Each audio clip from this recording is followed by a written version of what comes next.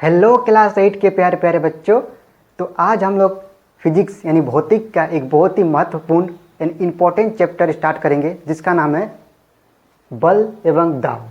ठीक है, तो देखो चैप्टर का नाम हम बल एवं दाब लिखे हैं, लेकिन ये कौन सा चैप्टर है इसके बारे में हम नहीं लिखे। क्योंकि ना हम देखें कि अलग अलग बुक में ना इसका चैप्टर का जो है अलग अलग है। किसी बुक में चैप्टर 4 में एला है कि मतलब चैप्टर 4 लिख के एला है, किसी में चैप्टर 11 लिख के बल एवं दाब है ना। तो इसलिए हम चैप्टर का नाम नहीं लिखे। तुम लोग का बुक में जो भी चैप्टर होगा तो लिख लेना। ओके ठीक है, तो हम लोग सिर्फ चैप्टर का नाम लिखे हैं बल एवं दाब। ठीक है, तो बल को हम लोग इंग्लिश में कहते हैं फोर्स। ठीक है, और एंड का मतलब और भी होता है एवं भी होता है। ठीक है, ये दोनों होता है, और भी होता है एवं भी होता है। दाब को हम लोग इंग्लिश में क्या कहते हैं? प्रेशर कहते हैं। ठीक है, देखो हम लोग को हिंदी के साथ साथ ना थोड़ा थोड़ा इंग्लिश का भी नॉलेज होना चाहिए, यानी जानकारी होना चाहिए। ठीक है, तो देखो अच्छा इस चैप्टर में हम लोग को क्या क्या पढ़ने को मिलेगा। इस चैप्टर में बेसिकली हम लोग को पढ़ने का मिलेगा कि बल क्या होता है, दाब क्या होता है। देखो हम लोग को पता है कि जो हम लोग कुछ भी काम करते हैं, जैसे कि दरवाज़ा खोलना हो, खिड़की खोलना हो, बाल्टी से भरे पानी को उठाना, किसी चीज़ को उठाना हो, किसी चीज़ को फेंकना हो, हम लोग को बल लगाना पड़ता है ना। यानी हम लोग का आम लाइफ में, आम जीवन में बल का हर जगह मतलब हर जगह हम लोग को बल देखने को मिलता है। ठीक है, तो यानी हर जगह जब हम लोग को बल देखने को मिलता है तो उसके बारे में जानकारी हम लोग को होना चाहिए कि नहीं। तो इसीलिए यही सब जानकारी हम लोग प्राप्त करने के लिए और अच्छे से प्राप्त करने के लिए, ऐसे जानकारी तो है हम लोग को बल के बारे में, लेकिन थोड़ा सा और अच्छे से जानकारी प्राप्त करने के लिए हम लोग पढ़ेंगे ये वाला चैप्टर को। ठीक है, तो देखो हम लोग को सबसे पहले बल को समझने के लिए दो उदाहरण लेंगे। ठीक है, एक उदाहरण है गोला फेंक प्रतियोगिता, वो दूसरा उदाहरण है कुएं से पानी निकालना। ठीक है, देखो गोला फेंक प्रतियोगिता क्या होता है? एक ऐसा प्रतियोगिता होता है जो आमतौर पर स्कूल में देखने को मिलता है। उसमें क्या होता है ना, एक गोला होता है, गोला, और उसको फेंकना पड़ता है। ठीक है, तो इससे हम लोग को क्या पता चलता है कि देखो जो खिलाड़ी है जो गोला फेंकता है वो जितना ताकत से, जितना जोर से गोला को फेंकेगा, गोला उतना ही दूर जाएगा कि नहीं। हाँ, यानी जितना दम लगा के, यानी जितना फोर्स लगा के, जितना बल लगा के या जितना ताकत लगा के हम लोग गोला को फेंकेंगे, वो गोला उतना ही दूर जाएगा, है ना। इससे हम लोग क्या पता चलता है? इससे हम लोग ये पता चलता है कि बल हम लोग कहाँ लगाते हैं? किसी चीज़ को फेंकने में लगाते हैं ना, यानी फेंकना, किसी चीज़ को फेंकना या उसको हम लोग इस तरीके से बोलते हैं फेंकना या ढकेलना, है ना। देखो ये क्या बोलते, गोला है, इसको ऐसे करके फेंक रहे, मतलब क्या करें, ढकेल ही रहते थे एक टाइप से, क्या करें, ढकेल रहे हैं, है ना। यानी फेंकना या ढकेलना। तो इस काम में जो हम लोग को बल लग रहा है वो क्या कर रहा है, फेंकने का काम कर रहा है। यानी बल जो हम लोग लगा इससे उसे क्या हो रहा है, फेंकने के लिए लगा रहे हैं ना। तो यहाँ जो हम लोग गोला फेंक प्रतियोगिता में जो बल लगाते हैं किस लिए लगाते हैं? फेंकने के लिए। इसको लिखना फेंकना या इसको धकेलना लिखना सही रहेगा, धकेलना। ठीक है, इसलिए हम लोग क्या कहते हैं, बल लगा के उसको धकेलते हैं, है ना। अब देखो कुएं से पानी निकालना, क्या इसमें भी धकेलते हैं? नहीं, इसमें धकेलते नहीं है, इसका हम लोग खींचते हैं। धकेलेंगे तो फिर कुआं में ही चल जाएगा कि नहीं। तो इसे हम लोग क्या करते हैं, खींचते हैं। तो ध्यान से देखो, इसमें हम लोग बल लगा के क्या कर रहे थे, धकेल रहे थे या फेंक रहे थे, लेकिन इसमें खींच रहे हैं। ध्यान से, है ना, कि बल का काम धकेलने में भी किया जाता है और खींचने में भी क्या किया जाता है कि नहीं। इससे हम लोग पता चल रहा है ना कि बल को कहाँ कहाँ किया जाता है, धकेलने में भी और खींचने में भी। ध्यान लिखना, कुएं से पानी निकालने से क्या पता चला, हम लोग बॉल का यूज़ क्या कर रहे हैं, खींचने के लिए। क्या करने के लिए? खींचने के लिए, खींचना।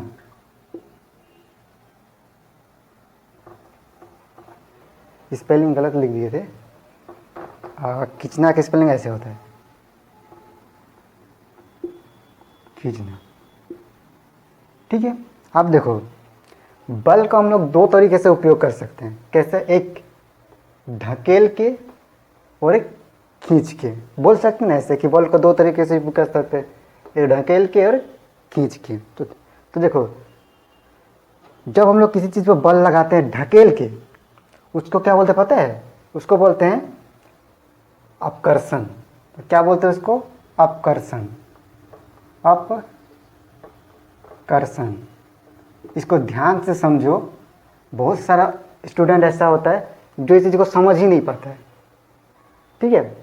तो देखो, जब भी किसी चीज़ को हम लोग ढकेलेंगे, बल लगा के ढकेलेंगे, जैसे बक्सा है, मान लो ये बक्सा है, ठीक है, उसको यहाँ से यहाँ लाना है। कहाँ लाना है? यहाँ पे लाना है, यहाँ पे, इस जगह पे।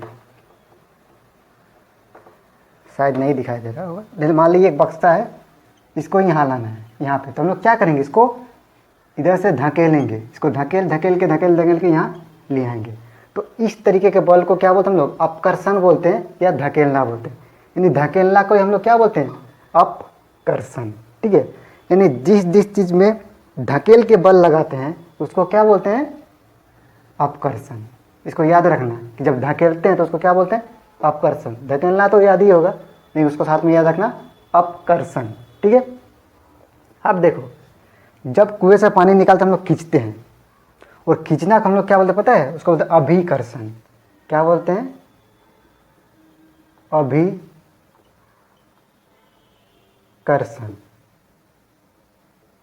ठीक है।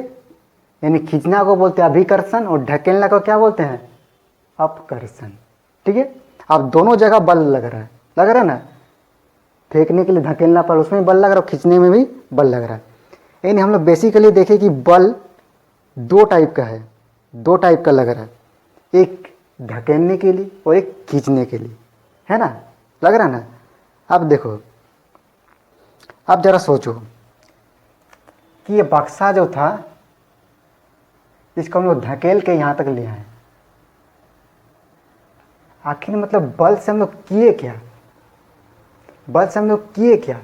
बल लगा के हम लोग क्या किए कि जो बक्सा था ये विराम अवस्था में था। क्या अवस्था में था? विराम। विराम मतलब होता है रेस्ट, इंग्लिश में इसको बोलते हैं रेस्ट। क्या बोलते हैं इंग्लिश में? रेस्ट। यानी विराम अवस्था में था, मतलब रेस्ट में रखा हुआ था। इसमें हम लोग बल लगाएं तो क्या हुआ? ये सरकने लगा, यानी गति में आ गया। क्या आ गया? गति में। यानी रेस्ट में था, रेस्ट मतलब विराम में था, उससे हम लोग मोशन में आ गया। गति को इंग्लिश हम लोग कहते हैं मोशन। यानी रेस्ट किस में आ गया? मोशन में आ गया। यानी हम लोग बल लगा के किसी चीज़ को रेस्ट, यानी जो विराम में है, उसको विराम से गति में ला सकते हैं। ला सकते हैं ना? यानी विराम से किस में आ गया? गति में। गति तो इंग्लिश में क्या बोलते हैं? मोशन। ये पता चल गया। अब देखो, अब मान लो कि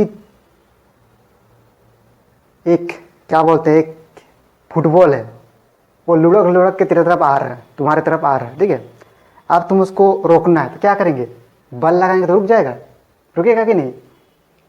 मान लो कि एक बॉल है, फुटबॉल, एक फुटबॉल ये तुम्हारे तरफ आ रहा है लुढ़क के, मतलब थोड़ा सा डाउन है, ऐसे इस टाइप का है, इस टाइप का, ठीक है।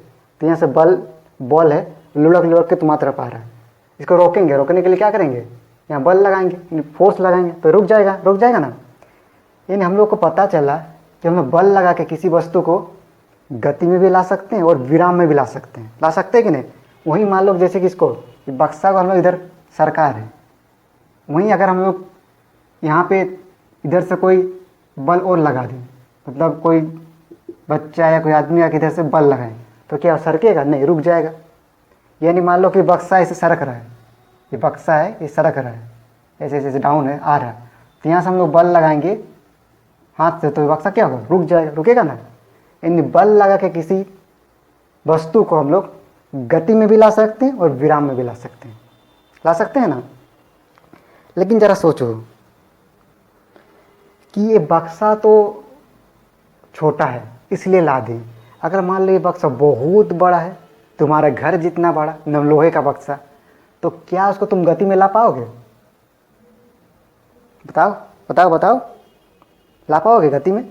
नहीं ला पाएंगे। क्यों? क्योंकि बक्सा बहुत बड़ा, बहुत भारी है, वहीं मान लो कोई बहुत बड़ा सा बॉल, फुटबॉल बहुत बड़ा लोहे का, तुम्हारा घर जितना बड़ा तुम्हारे तरफ आ रहा है, तो क्या तुम उसको बल लगा के रोक पाओगे?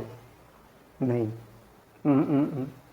इससे हम लोग को ये पता चलता है कि बल लगा के हम लोग किसी वस्तु को गति में ला सकते हैं या लाने का कोशिश कर सकते हैं। ला सकते हैं इसका पूरी मतलब यकीन के साथ नहीं बोल सकते कि ला सकते, ला देंगे। हो सकता है वस्तु बहुत ही बड़ा हो, बहुत खतरनाक बड़ा हो, ला सकते हो क्या उस समय? नहीं, है ना। तो इससे हम लोग को साफ साफ पता चलता है कि बल लगा के हम लोग किसी वस्तु को विराम से गति में ला सकते हैं और गति से विराम में ला नहीं सकते हैं। सॉरी गलत बोल दे। इससे हम लोग को ये पता चलता है कि बल लगा कर हम लोग किसी वस्तु को विराम से गति में ले जाने का कोशिश कर सकते हैं और गति से विराम में लाने का कोशिश कर सकते हैं। कोशिश तो कर ही सकते हैं, है ना। ला देंगे इसका गारंटी नहीं ले सकते, है ना। तो इसी से आया बल का परिभाषा, यानी डेफिनेशन। परिभाषा को इंग्लिश में डेफिनेशन कहते हैं। क्या कहते हैं इंग्लिश में? डेफिनेशन।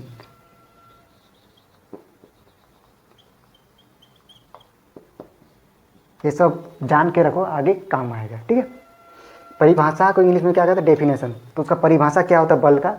चलो देखो, अपकर्षण यानी धकेलना, ये देखो ये वाला जो अभी समझाए थे, अथवा अभिकर्षण यानी खींचना जो यहाँ समझाए थे, वह प्रक्रिया अपकर्षण या धकेलना अथवा अभिकर्षण की वह प्रक्रिया जो किसी वस्तु पर लगकर उसके विराम अवस्था अथवा गति अवस्था यानी गतिशील, यानी क्या बोलते हैं गतिशील को, गति अवस्था की अवस्था में परिवर्तन कर दे। यानी विराम परिवर्तन कर दे नहीं, अवस्था में परिवर्तन करे अथवा करने का प्रयास करे। बताए थे अभी कि करे अथवा करने का प्रयास करे बल कहलाता है ना।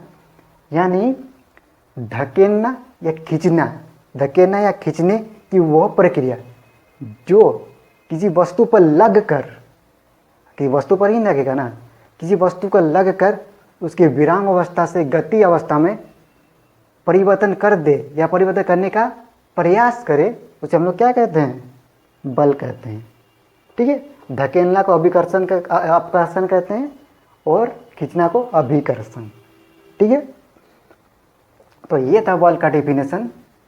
उम्मीद है कि तुम लोग को समझ में आ गया होगा अच्छे से, ठीक है।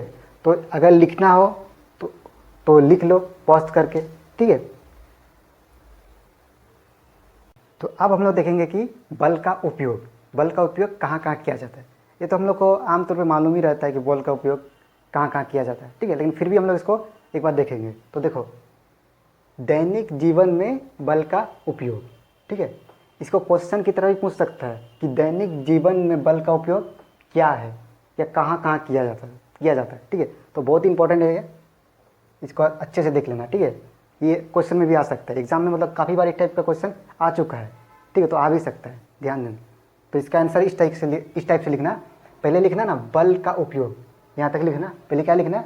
आंसर लिख के लिखना बल का उपयोग, फिर डॉट और डॉट देना और यहाँ से लिखना कि फिर लिखना बल का उपयोग किसी वस्तु को खींचने में, धकेलने में, उठाने में, फैलाने में या मोड़ने में या आदि जगहों में किया जाता है, ठीक है।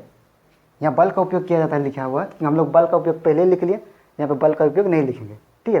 तो देखो कि बल का उपयोग कहाँ कहाँ करते हैं हम लोग? किसी चीज़ को खींचने में करते हैं, धकेलने में करते हैं, किसी चीज़ को उठाने में करते हैं, यानी फैलाने में भी करते हैं और मोड़ने में भी करते हैं।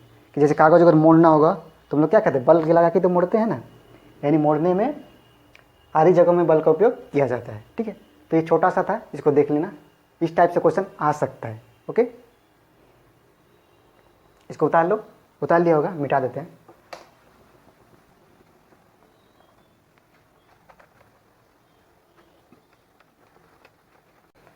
अब हम लोग देखेंगे कि अन्योन्य क्रिया क्या होता है, ठीक है। ये थोड़ा अजीब टाइप का है और थोड़ा सा इसका नाम भी अजीब है, अन्योन्य क्रिया, ठीक है।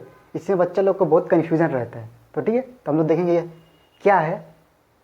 अब देखो, ये बहुत ही ईजी चीज़ है, लेकिन होता है कि थोड़ा सा कॉम्प्लेक्स को बना दिया गया, मतलब थोड़ा सा खुचुड़ मुचुड़ बना देते हैं।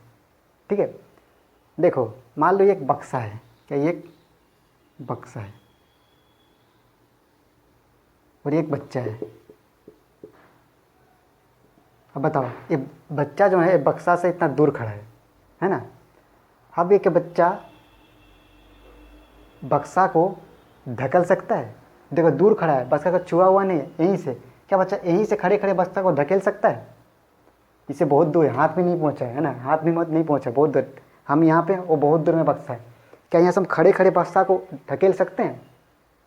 नहीं, जब तक हम बक्सा को छुएंगे नहीं तब तक नहीं धकेल सकते। ठीक है, तो इसी को बोलते हैं, इसको बोलते हैं अन्योन्य क्रिया का ना होना। क्या बोलते हैं? अन्योन्य क्रिया का ना होना, यानी इसमें जो बल लगने की क्रिया है वो नहीं होगा। होगा नहीं होगा, जब तक छुएंगे नहीं तब तक कैसे होगा, है ना। तो इसमें अन्योन्य क्रिया जो होगा नहीं होगा। अन्योन्य क्रिया क्या होगा? नहीं होगा इसमें। ठीक है, अन्योन्य क्रिया कहाँ पे होगा? मान लो ये बच्चा है और इसके एकदम सामने बक्सा है और ये छू सकता है, और छू के बक्सा को ढकेल सकता है, तो ये बच्चा बक्सा को ढकेलेगा तब बल लगाएगा, तो उसको हम लोग क्या बोलेंगे? उसी को हम लोग बोलते हैं अन्योन्य क्रिया का होना। यानी यहाँ पे अन्योन्य क्रिया हो सकता है। क्या? अन्योन्य क्रिया का होना।